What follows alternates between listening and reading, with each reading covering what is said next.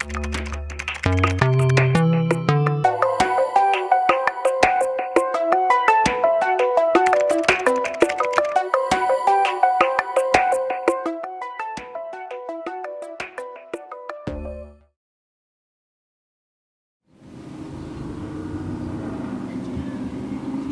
my name is Kevin Lynn.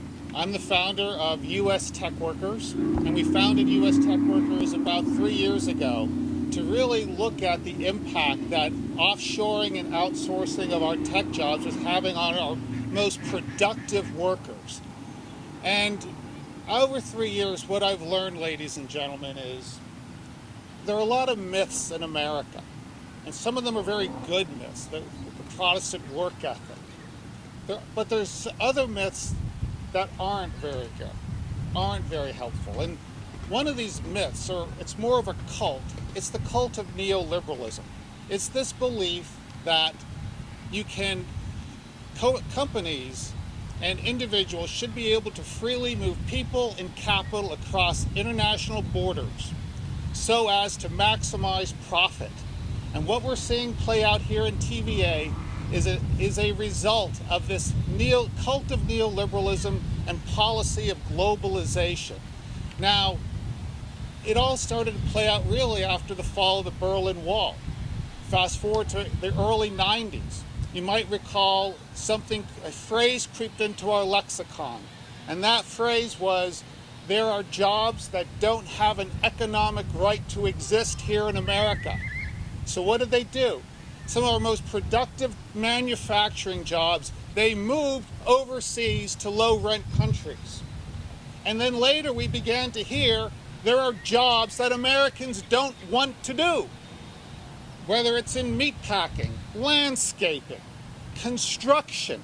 Now these jobs have been pretty much insourced completely, leaving our most productive class on that end of the skill spectrum without a lot of hope and certainly with very little opportunity.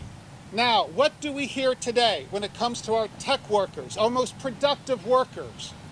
We're hearing that they can't find Americans to do these jobs. Ladies and gentlemen, that is rubbish. These people here at TVA are doing these jobs. What's happening is this: they are taking these jobs, they are using our employment visas against our productive class. The H-1B visa is a great example of this. They bring in a worker that will do the work for less, will not require benefits, and is easily exploitable. They have this belief that the American worker is expensive, undeserving, and frankly expendable. Now, how does this play out here at TVA? Globalization down to the TVA. Well, they're looking at three companies, as Gay had talked about earlier: Capgemini, Accenture, CGI. And what they will do, these are H-1B visa dependent companies. And that means that more than 15% of their workforces are here on H-1Bs. So what they're going to do is, after a period of training where these Americans who can't do the work are going to train these H-1B holders to do the work, they're going to replace them. Now, let me tell you how they operate. Let's look at Capgemini. In the last 30 days, I know 3 people that were laid off by Capgemini. All of them American citizens, 2 of them naturalized citizens. In the case of 2, they were working at a hospitality company. None of the H-1B workers were laid off, but they were. In the other case, they were working at a retailer. This fellow was put on what they call the beach, fired from his job there, and replaced by 2 H-1B workers. That's how these guys roll. They do not want an American workforce. And so that's why we're here.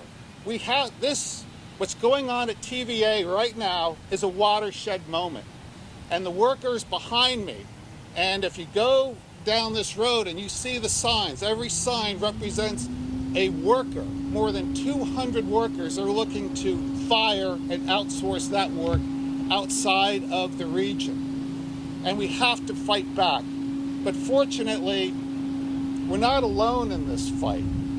we have people like Senator Jeff Sessions, who's here today, whose actions have been 100% congruent with his desire to protect American workers. And he has been absolutely amazing at it.